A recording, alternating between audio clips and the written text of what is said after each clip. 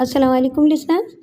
आइए मोहिउद्दीन नवाब के नावल अज़ाब आखिर का तीसरा और आखिरी हिस्सा सुनते हैं। ये आपका अपना ख्याल है।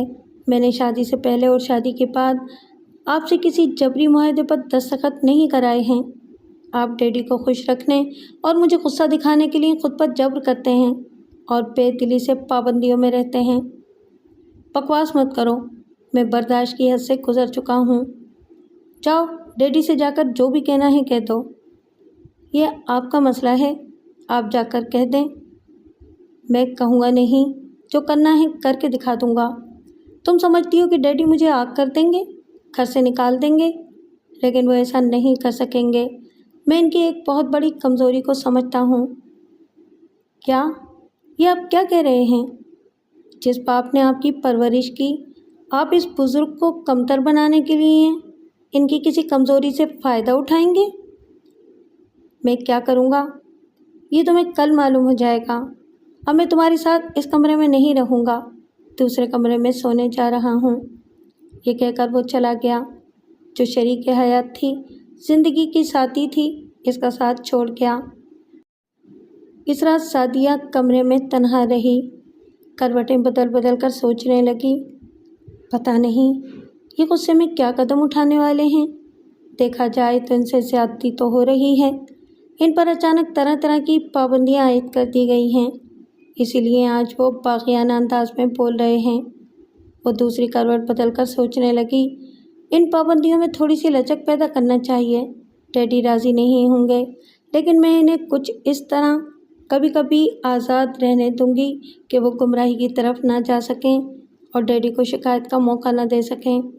मैं सिकंदर से कल बात करूंगी और इनके जहन से पाबंदियों का बोझ कुछ कम करूंगी। इस तरह बात बिगड़ेगी नहीं, लेकिन बात बिगड़ चुकी थी। वो दूसरी सुबह बेदार होकर दूसरे कमरे में गई तो वहाँ सिकंदर नहीं था। मेज़ पर इसकी तस्वीर के सामने एक बड़ा सा लिफाफा रखा हुआ था। लिफाफे पर जली हुरूफ में लिखा हुआ था, बनाम सादिया बेगम, ज़ौजा सिकंदर फारूक। सादिया ने इस लिफाफे को उठाकर खोला, इसमें रखे हुए कागजात को निकाला। इस पर सिकंदर की तहरीर थी कि उसने लिखा था, मैं सिकंदर फारूक वल्द फारूक अहमद मुकम्मल होशो हवास में रहकर अपनी शरीक हयात से अलहदगी इख्तियार कर रहा हूँ। यहाँ से जा रहा हूँ, इसी शहर में रहूँगा, किसी को अपना पता ठिकाना नहीं बताऊँगा, सिर्फ मोबाइल फ़ोन के ज़रिए आज किसी वक्त रब्ता करूँगा। अगर डैडी ने अपनी आयद करदा पाबंदियों से मुझे आज़ाद ना किया और मुझे आज़ादी से और अपनी मर्ज़ी से ज़िंदगी गुजारने का हक़ अदा ना किया, तो सादिया बेगम से मेरी अलहदगी तलाक़ में बदल जाएगी। अभी मैंने मुसद्दक़ा तलाक़ नहीं दी है, इस तहरीर को मशरूत तलाक़नामा समझा जाए। मेरी शराइत तस्लीम कर ली जाएंगी तो ये तलाक़ नहीं होगी। अगर शराइत तस्लीम ना की गई तो तलाक़ मुस्तनद हो जाएगी। सादिया बेगम मेरे निकाह से खारिज हो जाएगी, फिर अज़दवाजी रिश्ते के लिए मुझसे रिजू नहीं कर सकेगी। अगर इस मशरूत तलाक़नामे की सेहत पर शुबा है तो किसी मुस्तनद आलिम दीन का फतवा इस शर्तिया तलाक़ को मुसद्दक़ा करार देगा। मैं किसी वक्त फ़ोन पर शराइत के सिलसिले में डैडी से भी तफसीली गुफ्तगू करूँगा। इस तलाक़नामे का ताल्लुक़ डैडी से भी है, क्योंकि वही अपनी बहू सादिया बेगम को तलाक़ से बचाने के लिए मेरी शराइत तस्लीम करेंगे। फ़कत राक़िमुल हुरूफ सिकंदर फारूक। ये पढ़ते ही सादिया के पैरों तले से ज़मीन निकलने लगी। वो तेज़ी से चलती हुई इस कमरे से निकलकर फारूक अहमद के कमरे में आई। फिर वो कागज़ इनकी तरफ बढ़ाते हुए रोने के अंदाज में बोली, डैडी ग़ज़ब हो गया, आपके साहबज़ादे ने बहुत ही गलत कदम उठाया है, हमें इनसे ऐसी तवक्को नहीं थी। इसकी बातों के दौरान में फारूक अहमद वो तहरीर पढ़ रहे थे। फिर उन्होंने नागवारी से इस कागज़ को बिस्तर पर एक तरफ फेंकते हुए कहा, नाखलफ औलाद, इसने इस हरकत से साबित कर दिया कि कुत्ते की दुम टेढ़ी ही रहती है। सादिया ने कहा, डैडी आपने इनकी शराइत तस्लीम न की तो तलाक़ हो जाएगी, आप अपने फ़ैसले में लचक पैदा करें। बेटी यहाँ आओ, मेरे पास बैठो, तुम इसकी ओछी हरकत से परेशान हो गई हो, हौसला करो, تمہیں طلاق نہیں ہوگی۔ میں اس مشروط طلاق نامے کو باپ بیٹے کے درمیان اس وقت تک لٹکائے رکھوں گا جب تک وہ اپنی غلطیوں کو تسلیم نہیں کرے گا۔ وہ ان کے پاس آ کر بیٹھ گئی تھی۔ ان کی باتیں سن کر اس کی تسلی نہیں ہو رہی تھی۔ ڈیڈی، انہیں اپنی غلطیوں کا کبھی احساس نہیں ہوگا۔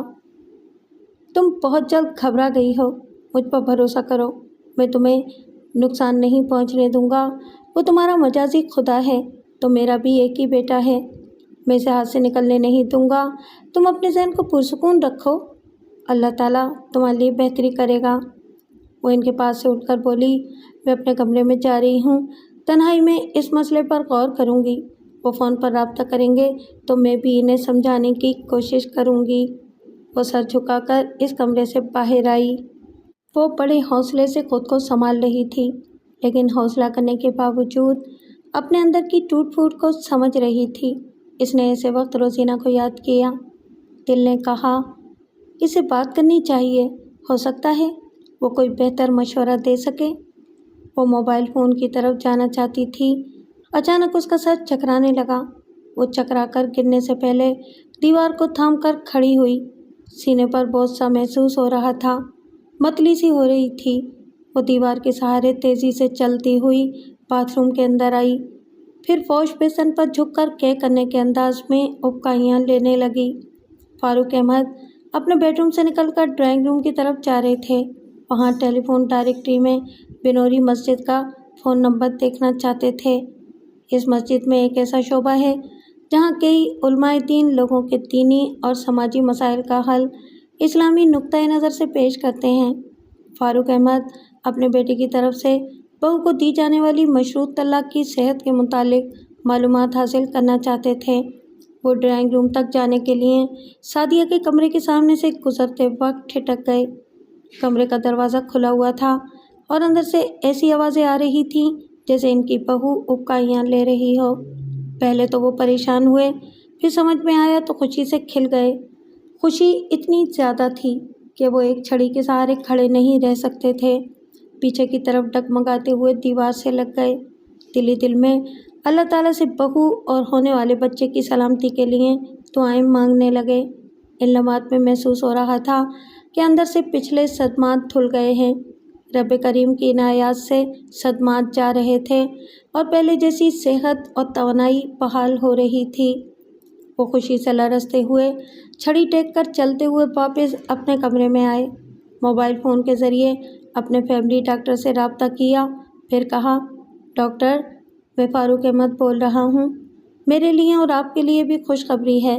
میری بہو مجھے اولاد کی مسرتوں سے مالا مال کرنے والی ہے، لیکن کچھ پریشانی بھی ہے۔ بہو کی طبیعت ناساز ہے، آپ فوراً اپنی وائف کے ساتھ چلے آئیں، مناسب ہو تو نگرانی کے لیے ایک نرس کو بھی لے آئیں۔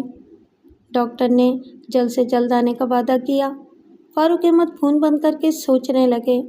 ایسے وقت سعدیہ کے پاس کسی رشتہ دار اور تجربہ کار خاتون کو رہنا چاہیے، لیکن وہ رشتہ داروں کی خود غرضیوں سے نالاں تھے۔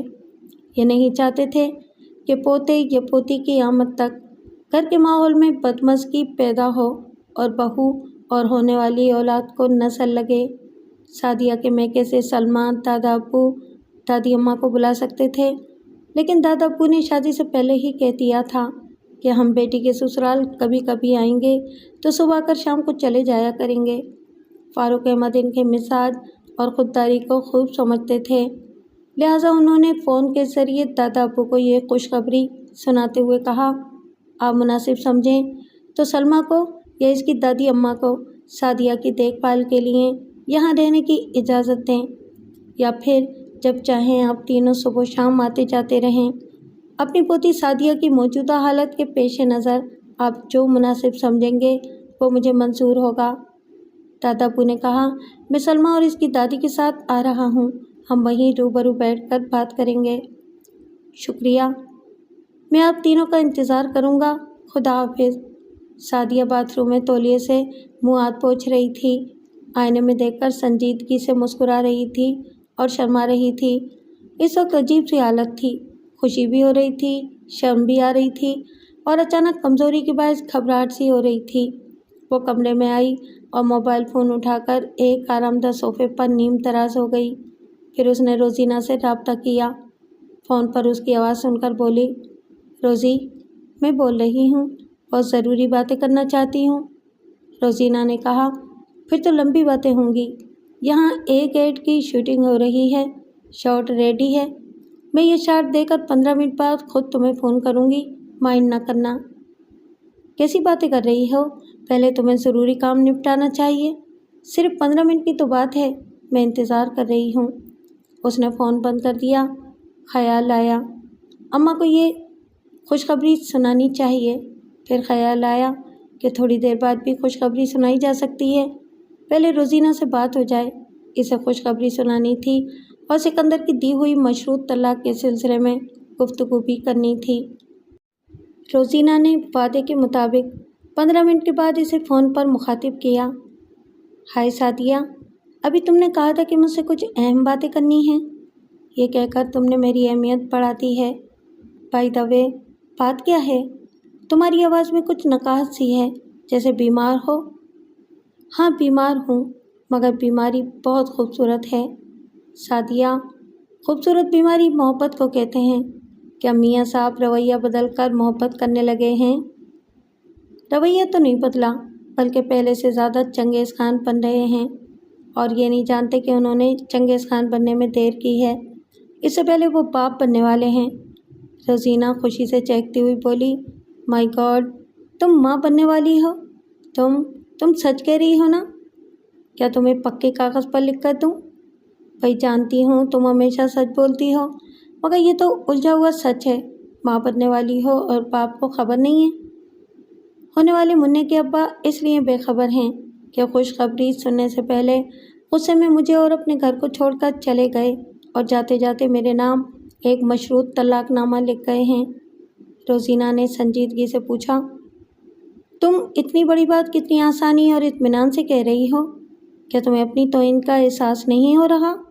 کیا تم نہیں جانتی کہ طلاق دے کر ایک شریف عورت کی عزت کو 2 کوڑی کا بنا دیا جاتا ہے؟ ہاں، مگر طلاق ابھی نہیں ہوئی ہے۔ جب انہیں پتہ چلے گا کہ اس گھر میں ایک وارث کی آمد ہے تو ان کے سر سے طلاق کا بھوت بھاگ جائے گا۔ وہ گئے ہیں اپنی مرضی سے اور آئیں گے ہونے والی اولاد کی مجبوری سے۔ سعدیہ، تم بہت بھولی ہو۔ جب بیوی سے مرد کے غرور کو ٹھیس پہنچتی ہے تو وہ بھری ہوئی بندوق بن جاتا ہے۔ اس بندوق میں بے شمار گولیاں ہوتی ہیں۔ تم نے ایک اولاد پا کر مطمئن ہو گئی ہو کہ میدان جیت لیا، اور سکندر کو فاتح بننے کے لیے میدانوں کی کمی نہیں ہے۔ وہ ایک اور شادی کر کے ایسی بندوق چلائے گا کہ گولیوں پر گولیاں برسیں گی۔ تمہاری گود میں ایک بچہ ہوگا اور ادھر بچوں پر بچے ہوں گے۔ پھر دادا فاروق احمد کا دل ان پوتے و پوتیوں کو اپنے سینے سے لگانے کے لیے مچلنے لگے گا۔ آخر وہ اپنا خون ہوں گے، اپنے خاندان کا نام قائم رکھنے والے آئندہ نسل کہلائیں گے۔ روزی، ڈیڈی ایسے نہیں ہیں۔ ایسے ہونے میں اور خون کی کشش سے مجبور ہونے میں دیر نہیں لگتی۔ ابھی میری باتیں تمہاری سمجھ میں نہیں آئیں گی، اس لیے میں بحث نہیں کروں گی۔ اگر مجھے چاہتی ہو تو مجھ پر بھروسہ کر کے سکندر کے موبائل کا نمبر بتاؤ۔ اس میں بھروسہ کرنے کی کیا بات ہے؟ نمبر نوٹ کرو۔ اس نے نمبر بتائے۔ روزینہ نے کہا، میں نے یہ نمبر کاغذ پر ہی نہیں دل پر بھی لکھ لیے ہیں۔ تمہارا شکریہ۔ ایک اور التجا ہے، آئندہ تم مجھ سے فون پر رابطہ نہ کرنا، میں خود ہی تم سے رابطہ رکھوں گی۔ سکندر کے بارے میں تازہ ترین معلومات تمہیں فراہم کرتی رہوں گی۔ Okay, bye. روزینہ نے فون کو بند کیا۔ تھوڑی دیر تک سوچتی رہی، پھر اس نے سکندر کے موبائل نمبر پنچ کیے۔ رابطہ ہونے پر اس کی آواز سنائی دی، ہیلو، کون؟ میں روزینہ بول رہی ہوں۔ کون روزینہ؟ تعجب ہے، میں آپ کے شیمپو کے اشتہار میں گھر گھر ٹی وی اسکرین پر دیکھی جاتی ہوں، اور آپ پوچھ رہے ہیں کہ کون روزینہ؟ کیا آپ اس کمپنی کے اشتہارات کے شعبے میں نئے ہیں؟ سکندر نے حیرانی سے پوچھا۔ اوہ، آپ حسین اور اسمارٹ ٹاپ ماڈل روزینہ ہیں۔ میں آپ کو شیمپو کے علاوہ دوسرے کاسمیٹک آئٹمز میں بھی اسکرین پر دیکھ چکا ہوں۔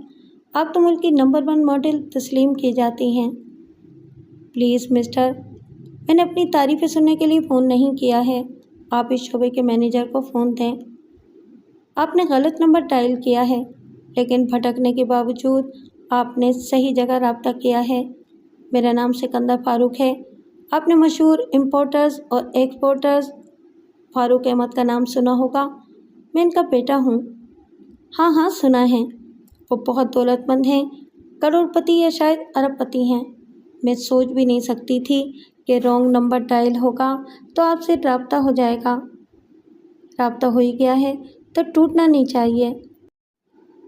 میں اپنی ایک پروڈکٹ کے اشتہار کے لیے ایک فلم بنوانا چاہوں گا اور اس اشتہار میں آپ ماڈل ہوں گی۔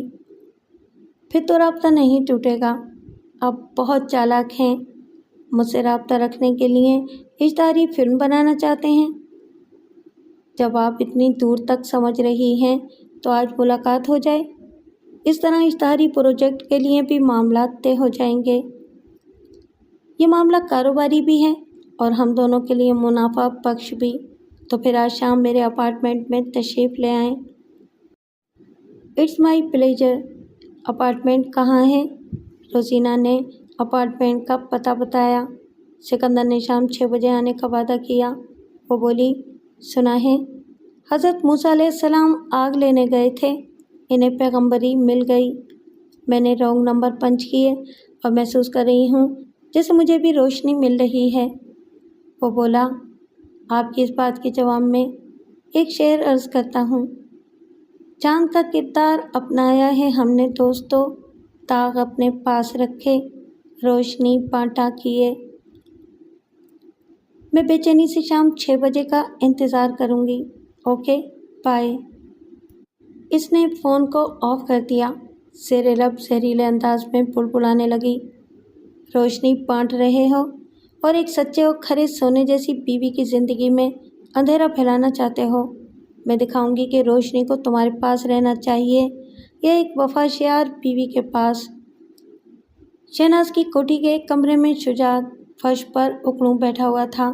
اس سے ذرا دور ایک پولیس انسپکٹر کرسی پر بیٹھا 2 سپاہیوں سے کہہ رہا تھا، ذرا جم کے پٹائی کرو، یہ حرام خور بہت تگڑا ہے، مار کھاتا رہے گا، برداشت کرتا رہے گا، اسے روئی کی طرح دھنک کر رکھ دو۔ دونوں سپاہی اسے ہاتھوں سے اور بھاری بھرکم بوٹوں سے مار رہے تھے۔ جب ڈنڈوں سے اس کی پٹائی کرنے لگے تو وہ تکلیف کی شدت سے چیخ پڑا۔ شہناز کمرے کا دروازہ کھول کر اندر آئی، پھر انسپکٹر سے بولی، اس کی آواز کوٹھی سے باہر نہیں جانا چاہیے، میں یہ ٹیپ لائی ہوں، اس کے منہ پر چپکا دیں۔ شہناز کے آتے ہی انسپکٹر اٹھ کر کھڑا ہو گیا تھا۔ ایک سپاہی نے اس سے وہ ٹیپ لیا، اس میں سے ایک ٹکڑا کاٹ کر شجاعت کے دونوں ہونٹوں پر چپکا دیا۔ دوسرا سپاہی اس کے دونوں ہاتھ پیچھے لا کر نائلون کی ایک رسی سے باندھنے لگا۔ شہناز نے شجاعت کو حقارت سے دیکھ کر کہا اور اس کمرے سے باہر جا کر دروازے کو بند کر دیا۔ پھر ڈنڈوں سے اس کی پٹائی ہونے لگی۔ وہ فرش پر ادھر سے ادھر تڑپنے لگا۔ جسم میں جہاں جہاں مضبوط ہڈیاں ہوتی ہیں وہاں وہاں اس پر ڈنڈے برسائے جا رہے تھے۔ وہ تکلیف کی شدت سے چیخنا چاہتا تھا لیکن منہ سے باہر آواز نہیں نکل سکتی تھی۔ اس کے دونوں ہاتھ پیچھے کی طرف بندھے ہوئے تھے۔ وہ منہ پر سے ٹیپ ہٹا کر اپنے اندر کی تمام چیخیں باہر نہیں نکال سکتا تھا۔ بے دردی سے مارنے والوں کو ذرا بھی ترس نہیں آ رہا تھا۔ ایسی حالت میں برداشت کی ایک حد ہوتی ہے۔ آخر وہ حد سے گزر کر بے ہوش ہو گیا۔ شہناز ڈرائنگ روم میں بیٹھی غصے سے سوچ رہی تھی، وہ کتا مر جائے تو میرے کلیجے میں ٹھنڈ پڑے گی۔ اوہ گاڈ، اتنا بڑا دھوکہ! انسپکٹر نے ڈرائنگ روم میں آ کر کہا، میڈم اس کی اتنی پٹائی کی گئی ہے کہ وہ بے ہوش ہو گیا ہے۔ وہ ذرا گھبرا کر بولی، مر تو نہیں جائے گا؟ ایسے حرام خور مرنے کے بعد مصیبت بنے رہتے ہیں۔ آپ فکر نہ کریں، وہ زندہ ہے۔ سپاہیوں نے بالٹی بھر کر اس پر پانی ڈالا تو بے ہوشی ختم ہو گئی۔ وہ ہڑبڑا کر اٹھ بیٹھا۔ شہناز نے ایک بڑا سا پھولا ہوا لفافہ اس کی طرف بڑھاتے ہوئے کہا، اسے گن لیں، پورے 25,000 ہیں۔ وہ لفافہ لے کر بولا، شکریہ، گننا کیا ہے، آپ کی دی ہوئی رقم پوری ہی ہوتی ہے۔ بائی دا وے، اس نے چوری کی تھی، آپ نے اسے تھانے کیوں نہیں لے جانے دیا؟ میں چاہتی ہوں گھر کی بات گھر میں ہی رہے۔ میں نے طے شدہ رقم آپ کو دے دی، آپ جائیں۔ وہ سلام کر کے چلا گیا۔ شہناز وہاں سے اٹھ کر ٹارچر والے کمرے میں آئی۔ شجاعت کے ہاتھ کھول دیے گئے تھے، منہ پر سے ٹیپ ہٹا دیا گیا تھا۔ وہ شہناز کو دیکھ کر تکلیف سے کراتا ہوا فرش پر گھسٹتا ہوا دیوار سے لگ کر بیٹھ گیا۔ اس کے جسم پر ایک نیکر تھا، ہڈیوں پر ڈنڈے پڑتے رہنے کے باعث بدن سوج رہا تھا۔ شہناز اسے غصے سے دیکھتے ہوئے بولی، اب کیا بولے گا؟ جھوٹ بولے گا یا سچ؟ وہ سوجے ہوئے تھر تھراتے ہوئے دونوں ہاتھ جوڑتے ہوئے بولا، آپ سب سے پوچھ رہی ہیں اور میں سچ بول رہا ہوں۔ اتنی مار کھانے کے بعد مر جاتا، سچ بولنے کے لیے ابھی تک زندہ ہوں اور سچ یہی ہے۔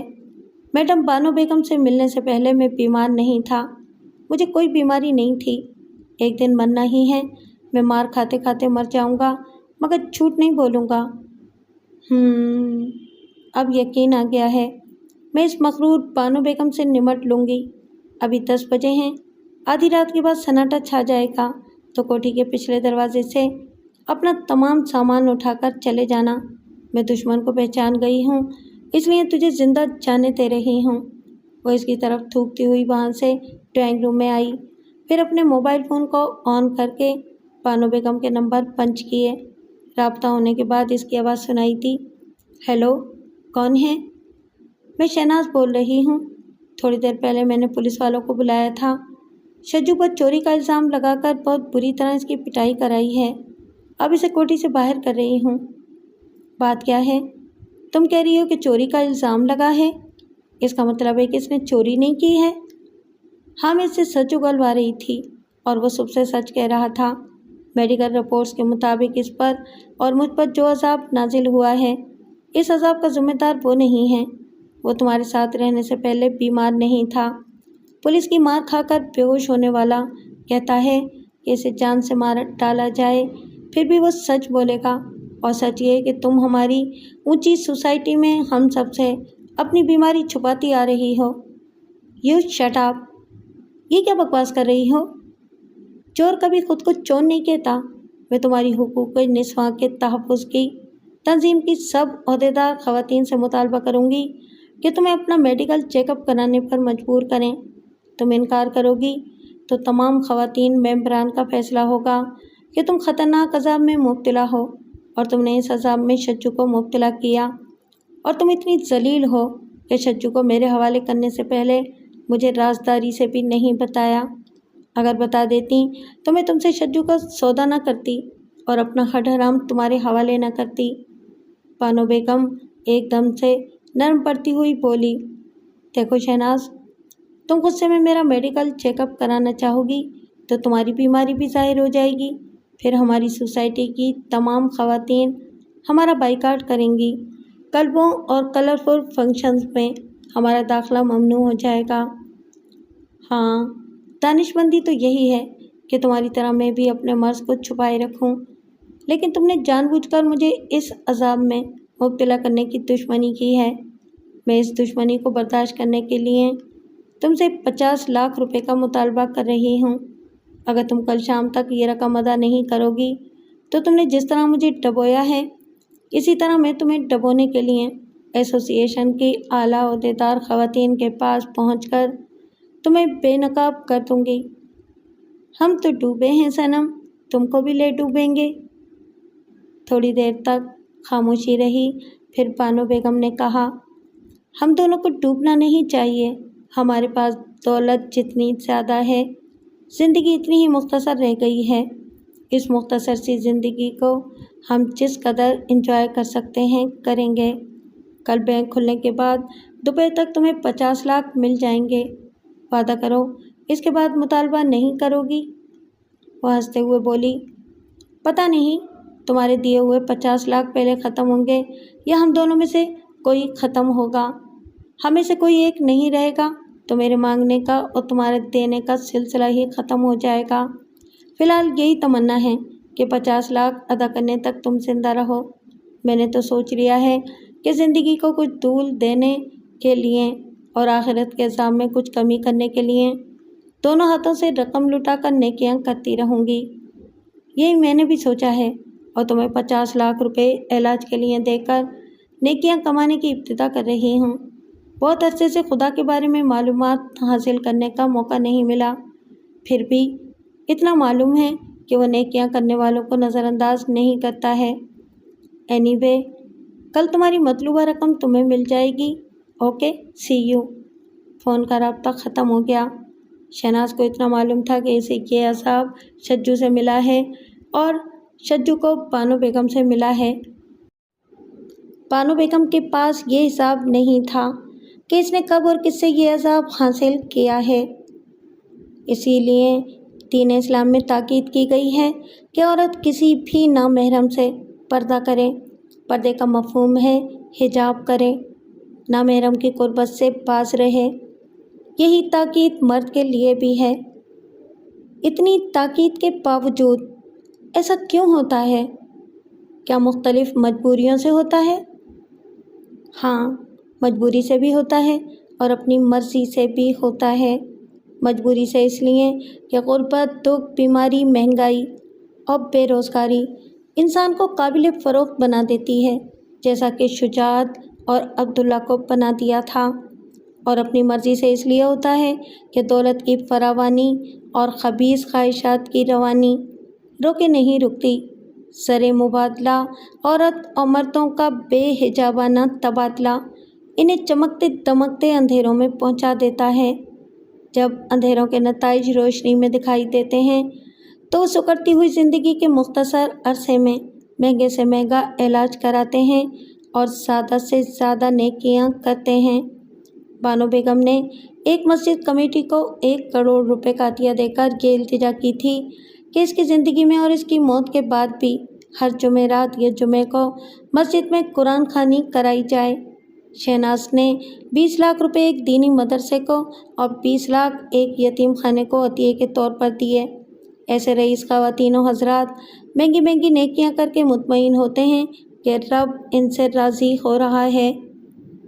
सूरह हमज़ा की 7वीं आयत में दर्ज है, अल्लाह की आग खूब भड़काई हुई जो दिलों तक पहुँचेगी। कुरान मजीद में हर मकाम पर जहन्नम की आग कहा गया है। सिर्फ़ इस मकाम पर अल्लाह की आग से मुराद है आग की इंतहाई हौलनाकी। अल्लाह की ये आग सिर्फ मुजरिमों और बदकारों तक पहुँचेगी और इन्हें अजाब में मुब्तला रखेगी।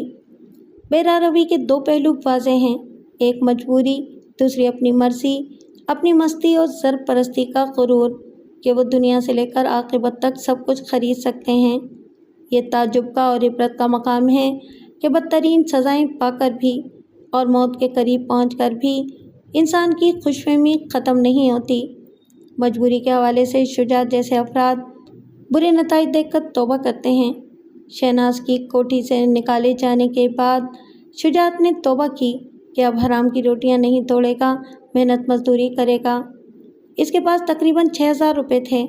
इबरत हासिल करने के बावजूद वो दादी अम्मा, दादा अब्बू और बहनों के पास नहीं गया। वो मेहनत मजदूरी करने और दादा अब्बू का एतमाद हासिल करने के मराहिल से गुजरने के बाद इनके पास जाना चाहता था। इसने दूसरे इलाके में एक गरीब दोस्त के मकान में एक कमरा किराए पर लिया। दोस्त की माँ को माहाना 500 के हिसाब से 2 माह की पेश की रकम दी, फिर 3 वक्त के खाने के हिसाब से माहाना 1000 रुपये दिए। अभी वो मेहनत करने के काबिल नहीं था। पहले 2 हफ्तों तक जिस्म जगह जगह से सूजा रहा, हड्डियों से दर्द की टीसें उठती रही थीं। वो दर्द दूर करने वाली गोलियां और कैप्सूल केमिस्ट की दुकान से खरीद कर हड्डियों को आर्जी तौर पर आराम पहुंचाता था, लेकिन किसी डॉक्टर के पास नहीं जाता था। ये खौफ था कि डॉक्टर इसके जिस्म पर सुर्ख धब्बे देखकर इसके असल मर्ज़ को समझ लेगा। वो 2 माह तक अपने दोस्त के मकान के एक कमरे में छुपा रहा, सिर्फ दवा या दूसरी ज़रूरियात की चीज़ें खरीदने के लिए रात को वहाँ से निकलता था, फिर जल्द ही अपने कमरे में वापस आ जाता था। इसने दोस्त की माँ को तीसरे माह का भी किराया 500 रुपये और खाने के 1000 रुपये दिए। तीसरे माह के बाद वो वहाँ नहीं रह सकता था। जितनी रकम हराम की कमाई से लाया था वो साथ छोड़ रही थी। इसके पास चंद सौ रुपये रह गए थे। इन हालात में वो दिन के वक्त محنت و مشقت کے لیے جہاں بھی جاتا یہ اندیشہ رہتا کہ کوئی نہ کوئی اس کے مرض کو سمجھ لے گا، لیکن جب تک زندگی ہے 3 وقت کھانے کے لیے محنت تو کرنی تھی۔ اب وہ مزدوری کرنے کے قابل ہو گیا تھا اور مزدوری کیے بغیر گزارا بھی نہیں ہو سکتا تھا۔ وہ انسانوں سے دور کسی ویرانے میں جا کر مزدوری کر سکتا تھا۔ تیسرے ماہ کے آخری ہفتے میں وہ ایک رات دوست کے گھر سے چپ چاپ نکل گیا۔ چونکہ انسانوں کے درمیان نہیں رہ سکتا تھا اس لیے ایک قبرستان میں آ گیا۔ وہاں دن رات پہنچائے جانے والے مردوں کو اس کی بیماری سے خطرہ نہیں ہو سکتا تھا۔ اس نے گورکھن سے التجا کی کہ اسے قبروں کی دیکھ بھال اور قبریں کھودنے کے لیے مزدور کی حیثیت سے رکھ لیا جائے۔ وہاں ایک اور گورکھن کی ضرورت تھی، لہٰذا اسے وہاں رہ کر مزدوری کرنے کی اجازت مل گئی۔ پہنچی وہیں پہ خاک جہاں کا خمیر تھا۔ وہ اپنے حالات کے مطابق صحیح جگہ پہنچا تھا۔ وقت کم رہ گیا تھا، جلدی وہیں کسی 2 گز کے گڑھے میں اسے پہنچنا تھا۔ اس دنیا کے زندہ انسان اسے قبول نہ کرتے، وہاں آنے والے مردوں نے اس کے رزق کا انتظام کر دیا تھا۔ مجبوری اور اپنی مرضی۔ مجبوری والے شجاعت کو وہاں تک پہنچنے میں 3 ماہ کا عرصہ لگا تھا۔ اپنی مرضی اور اپنی مستی والے سکندر کو گھر سے نکلے ہوئے 3 ماہ گزر چکے تھے۔ وہ مشروط طلاق نامہ لکھ کر گیا تھا اور یہ بھی لکھا تھا کہ باپ اور بیوی کو اپنا پتہ ٹھکانہ نہیں بتائے گا، نہ ان کا سامنا کرے گا، فون کے ذریعے گفتگو کرے گا۔ سعدیہ اور فاروق احمد نے اس کے فون کا انتظار کیا۔ وہ دن گزر گیا، دوسرا دن بھی گزر گیا۔ رابطہ نہ کرنے کی یہی وجہ ہو سکتی تھی کہ وہ اپنی مرضی سے مستیوں میں ڈوبا ہوا تھا۔ آخر اس نے 5ویں دن فون کے ذریعے کہا، میں سکندر بول رہا ہوں۔ اور میں بیگم سکندر بول رہی ہوں۔ تم نے اور ڈیڈی نے وہ مشروط طلاق نامہ پڑھ لیا ہوگا؟ ہاں، وہ قومی زبان میں لکھا ہوا تھا، اسے پڑھنے میں 5 دن نہیں لگے۔ طنز نہ کرو، خدا کا شکر ادا کرو، ابھی طلاق نہیں ہوئی ہے۔ یہ بتاؤ میری شرائط پوری کی جائیں گی یا نہیں؟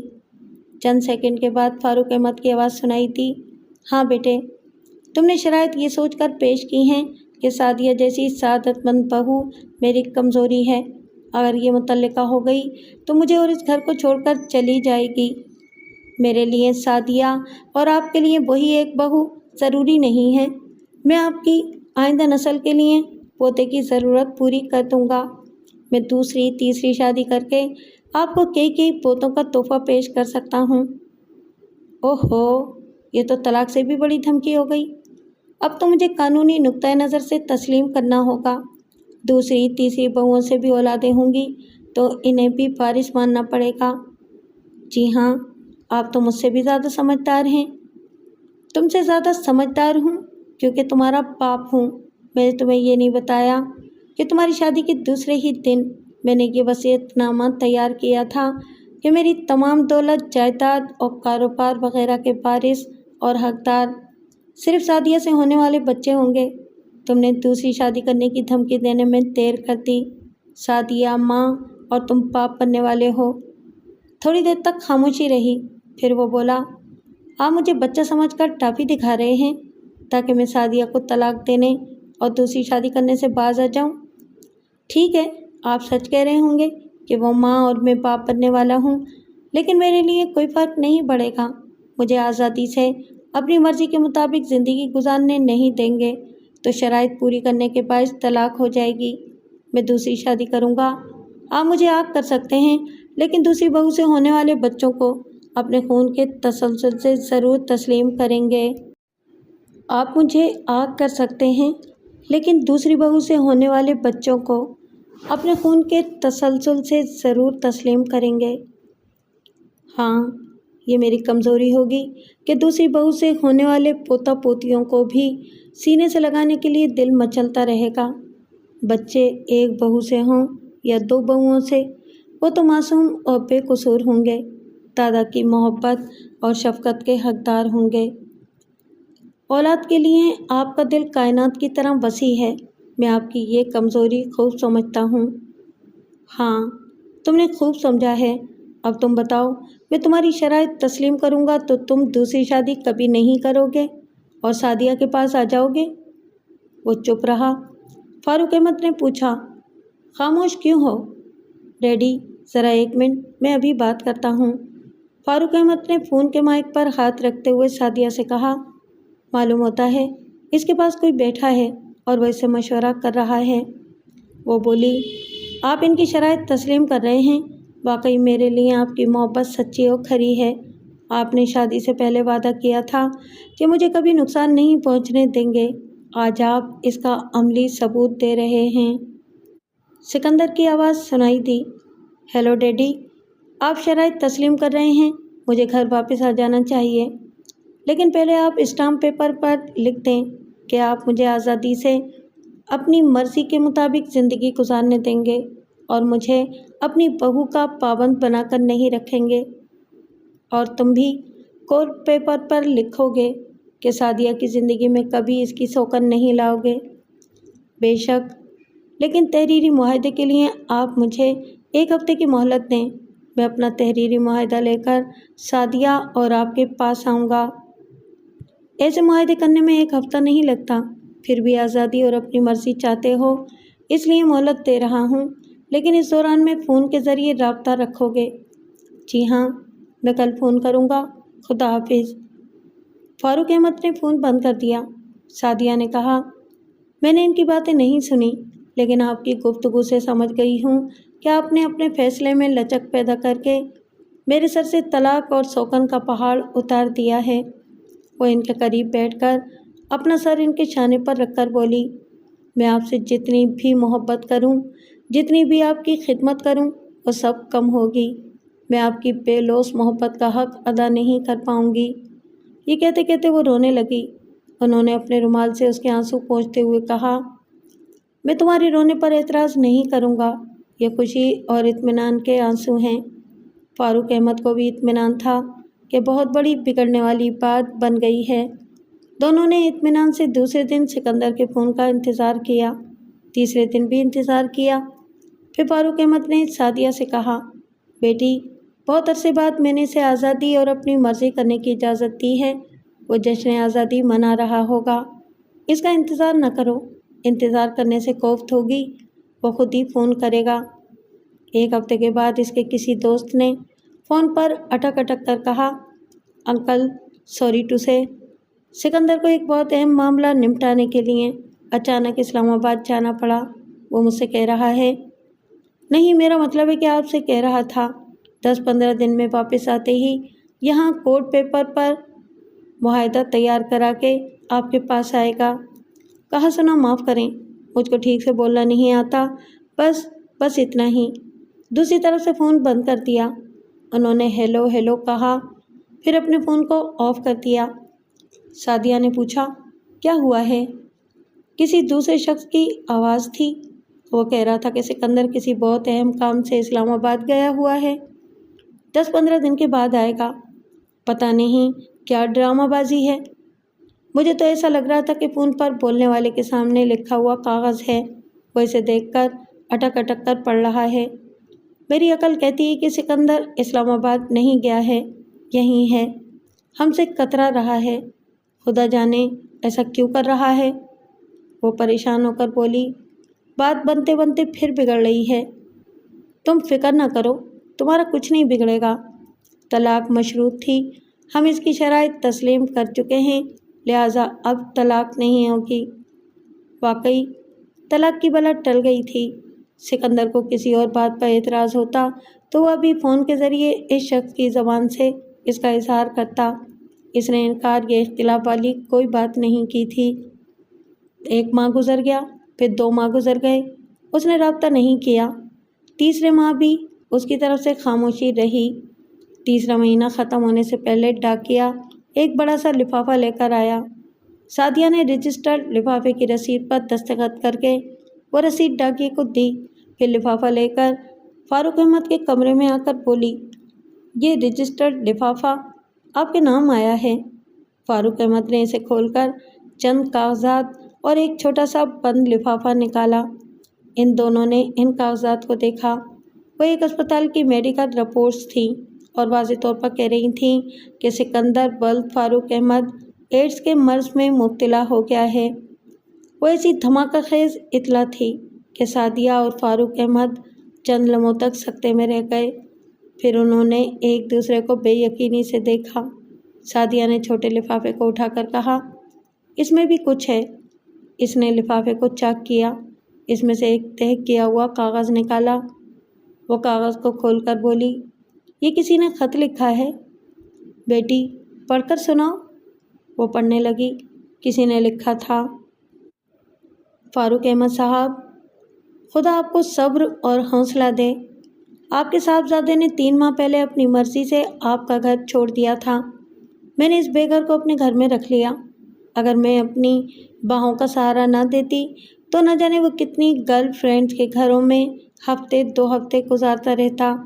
میں نہیں چاہتی تھی کہ ایک خونخوار بھیڑیا سبھی کو چیرتا پھاڑتا اور کھاتا رہے۔ میں یہ سب سے چھپاتی رہتی ہوں کہ ایڈز کی مریضہ ہوں۔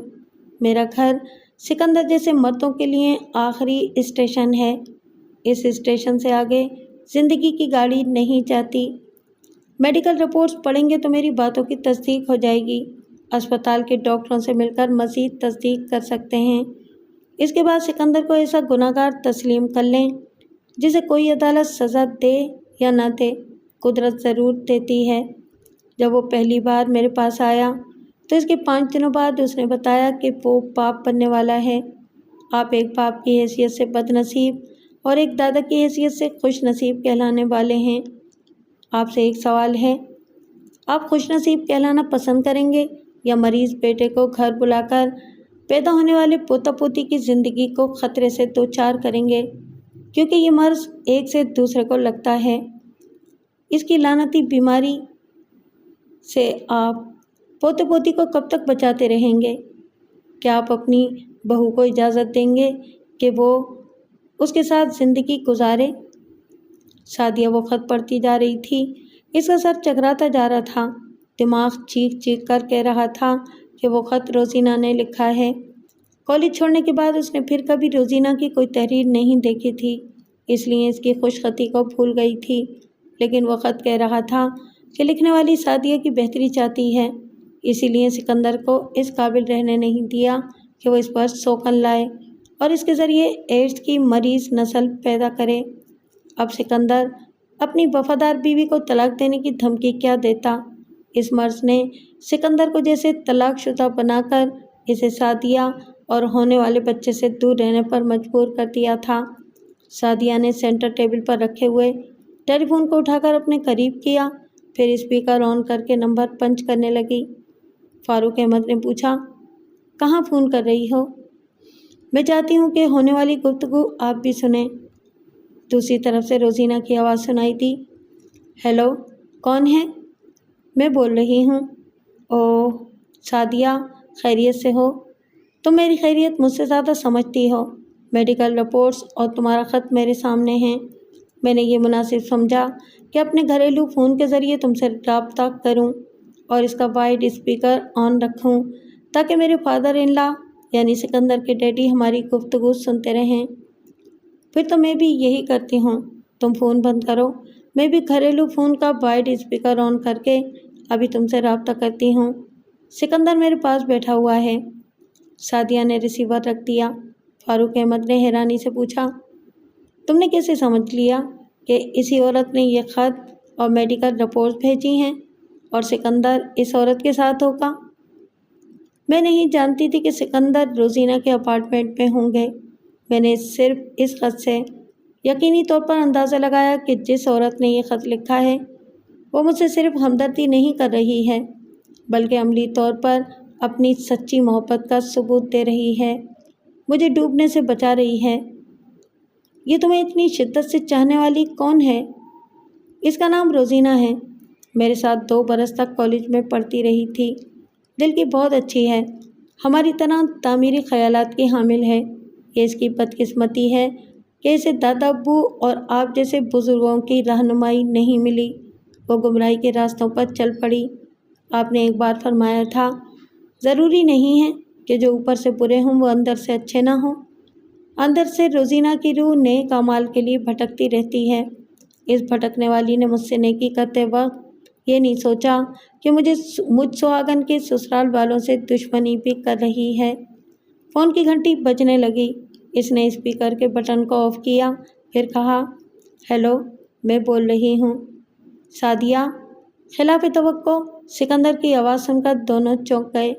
فاروق احمد بہو کے قریب ہو کر پھر جھک کر وائڈ اسپیکر کو یوں جذباتی ہو کر دیکھنے لگے جیسے گمشدہ بیٹا اچانک سامنے آ گیا ہو۔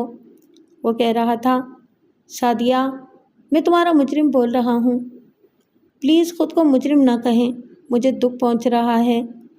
دکھ تو میں پہنچاتا رہا، بچپن سے ڈیڈی کو پریشان کرتا رہا، اب مجھے اس کی سزا مل رہی ہے۔ سعدیہ کی آنکھوں سے آنسو نکلنا چاہتے تھے، وہ آنسو ضبط کر رہی تھی۔ وہ بولی، جو ہو گیا اسے بھول جائیں، آپ میرے مجازی خدا ہیں اور ہمیشہ رہیں گے۔ ہمیشہ؟ یہی تو میں بھول گیا تھا کہ ہم اس دنیا میں ہمیشہ کے لیے نہیں آئے ہیں۔ پانی کے بلبلے کی طرح ایک لمحے میں ابھرتے ہیں، دوسرے لمحے میں ڈوب جاتے ہیں۔ میں اور ڈیڈی آپ کو ڈوبنے نہیں دیں گے۔ آپ ڈیڈی کی محبت اور ان کے دل کی تڑپ کو سمجھیں، یا آپ کو دیکھنے اور گلے سے لگانے کے لیے بے چین ہیں۔ آپ فوراً آ جائیں۔ کیا منہ لے کر آؤں؟ ڈیڈی نے مجھے ہیرے کی طرح تراشنا چاہا اور میں نے ان کو منہ دکھانے کے قابل نہیں چھوڑا۔ فاروق احمد نے وائڈ اسپیکر پر شفقت سے ہاتھ پھیرتے ہوئے کہا، میرے بیٹے، سنگ تراش ہو یا ہیرا تراش، وہ تراشنے کا، بنانے سنوارنے کا عمل جاری رکھتا ہے۔ میرے کلیجے سے لگنے کے لیے آؤ، میں پھر تمہیں تراش کر نکھار کر دکھاؤں گا۔ چند لمحوں کے بعد سسکیاں سنائی دیں۔ اس کے بعد روزینہ کی آواز سنائی دینے لگی۔ وہ کہہ رہی تھی، سکندر، یہ کیا؟ اپنے ڈیڈی کی آواز سن کر رو رہے ہو؟ بے شک تم نے اب سمجھا ہے کہ محبت کیا ہوتی ہے۔ محبت میں باپ سے جدا ہو کر دور سے اس کی آواز سن کر دل سے آنسو نکلتے ہیں۔ فاروق احمد کی آنکھوں میں آنسو بھر گئے، پھر آنکھوں سے چھلک کر بوڑھے چہرے پر بہنے لگے۔ وہ آنسوؤں کو پوچھتے ہوئے بولے، روزینہ، تم نے میرے بیٹے سے دشمنی تو کی ہے، لیکن میری بہو سے اور میری آئندہ نسلوں سے بے مثال دوستی کا ثبوت دیا ہے۔ روزینہ نے کہا، میں نے بہت بڑا نقصان اٹھا کر یہ دشمنی اور دوستی کی ہے۔ میں سکندر کو ساتھ لے کر اسپتال جاتی تھی اور اس کا میڈیکل چیک اپ کرایا کرتی تھی۔ جب اس کا مرض ظاہر ہوا تو یہ بھی ظاہر ہوا کہ میرے ساتھ رہنے کے باعث سکندر پر یہ عذاب نازل ہوا ہے۔ اب میں میک اپ کے ذریعے خود کو چھپا کر ماڈل بن کر نہیں رہ سکوں گی۔ میرا یہ پیشہ میری آمدنی کا ذریعہ ختم ہو چکا ہے۔ کوئی بات نہیں، میری زندگی بھی تو ختم ہونے والی ہے۔ یہ سوچ کر مطمئن ہوں کہ میں نے آخری دنوں میں ایک پورے خاندان کو اور آئندہ پوری ایک نسل کو تباہی سے بچا لیا ہے۔ فاروق احمد نے کہا، بے شک تم چاہتی تو اپنی آخری سانسوں تک اپنے مرض کو چھپا کر رکھ سکتی تھیں، لیکن ہماری سلامتی کی خاطر بے نقاب ہو چکی ہو۔ وہ بولی، میں آپ سے بھی یہی چاہتی ہوں کہ اپنی بہو اور آئندہ نسل کو تحفظ دینے کی خاطر آپ اور سعدیہ جذباتی ہو کر سکندر کو اپنے گھر نہ بلائیں، باہر بھی ملاقات کرنے کے لیے اس کے قریب نہ آئیں۔ سعدیہ اور فاروق احمد نے آنسو بھری آنکھوں سے ایک دوسرے کو دیکھا، پھر انہوں نے کہا، سکندر، سن رہے ہو بیٹے، ہم جیتے جی ایک دوسرے کے لیے مر چکے ہیں۔ سعدیہ نے کہا، روزینہ نے بھی میرے ساتھ یہی کیا تھا۔ ابتدا میں 2 بار مختصر ملاقاتیں کیں، اس کے بعد کبھی میرے روبرو نہیں آئی، مجھ سے آج تک فون کے ذریعے ہی رابطہ رکھتی ہے۔ روزینہ نے کہا، اب بھی یہی ہو سکتا ہے، آپ سب سکندر سے فون پر گفتگو کا سلسلہ جاری رکھ سکتے ہیں۔ میں نے ایک اور تدبیر سوچی ہے، سکندر کو دیکھنے کے لیے آپ دونوں کا دل مچلتا رہے گا۔ آپ کار میں بیٹھ کر میرے اپارٹمنٹ تک آ سکتے ہیں، سکندر بالکنی میں کھڑا رہے گا، آپ دونوں سڑک کے کنارے، سڑک کے پاس کھڑے رہ کر اسے دل بھر کر دیکھ سکتے ہیں۔ فاروق احمد نے کہا، خدا تمہیں اور نیکیاں دے۔ میں یہی سوچ کر پریشان ہو رہا تھا کہ اپنے بیٹے کی صورت کیسے دیکھ سکوں گا۔ تم نے یہ مسئلہ حل کر دیا۔ میں ابھی سعدیہ کے ساتھ تمہارے اپارٹمنٹ کے سامنے آ رہا ہوں۔ بیٹے، میں آ رہا ہوں۔ انہوں نے فون بند کر دیا۔ سعدیہ سے کہا، فوراً تیار ہو جاؤ اور ضروری چیزیں ساتھ رکھ لو۔ ان حالات میں وہ دونوں اپارٹمنٹ کے سامنے پہنچ گئے۔ سکندر بالکنی میں کھڑا ہوا تھا۔ وہ دونوں سڑک کے کنارے کار سے ٹیک لگا کر کھڑے ہو گئے۔ وہ اپنے ساتھ موبائل فون اور کیمرہ لائے تھے۔ فاروق احمد نے فون کے ذریعے سے کہا، بیٹے، میں اینک کے بغیر تمہیں صاف طور پر دیکھ رہا ہوں۔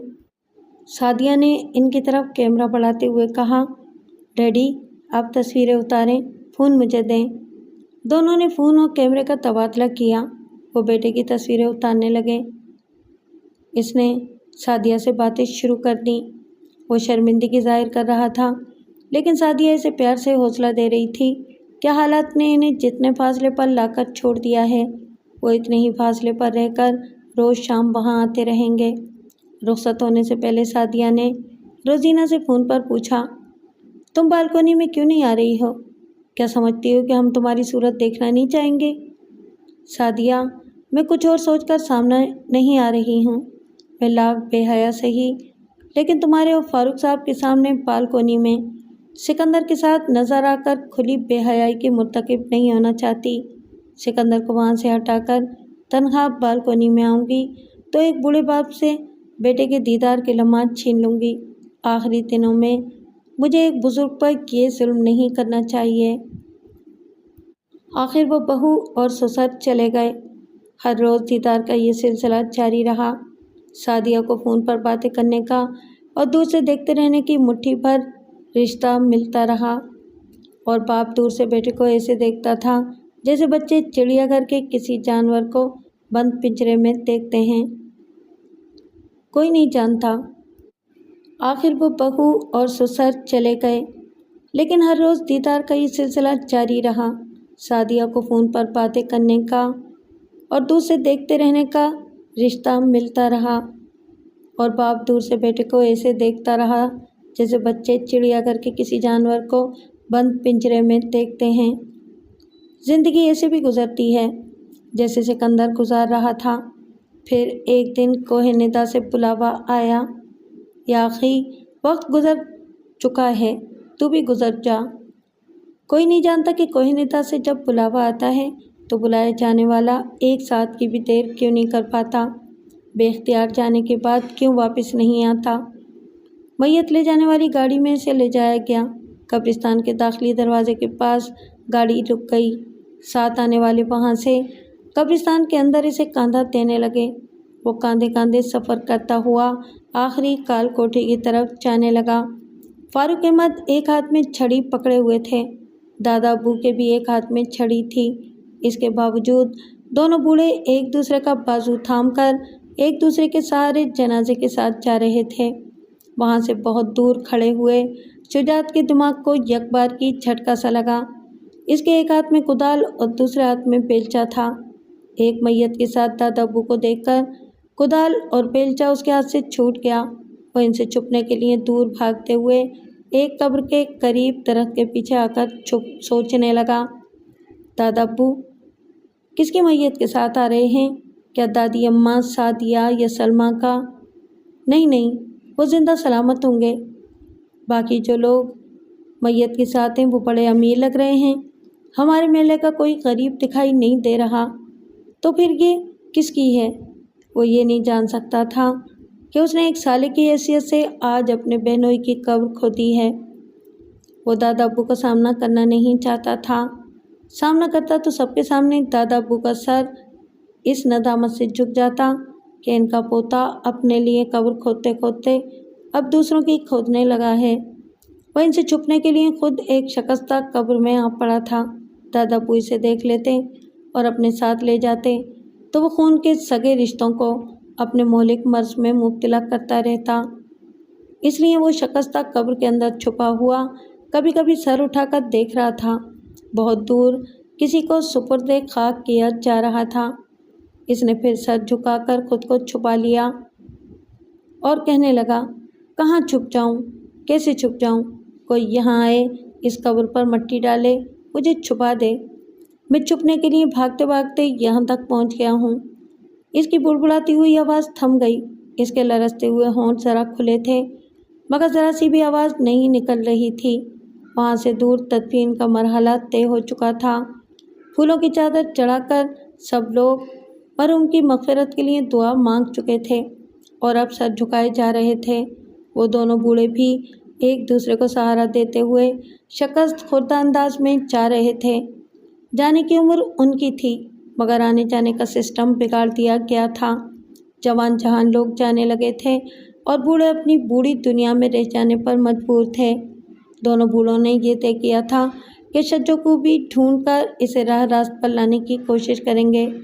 वो बेचारे ये नहीं जानते थे कि वो एक मैयत की तदफीन के लिए आए थे, लेकिन दो की तदफीन के बाद जा रहे थे।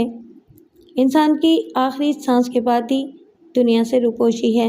वहाँ एक लाश बंद कब्र में छुपी हुई थी, दूसरी खुली कब्र के बावजूद नज़रों में नहीं आई थी, लिहाजा वो भी रुपोश रही। वो दो लाशें थे, इंसानी अमाल के तमाशे थे, अज़ाब के बड़े बड़े पार्सल थे।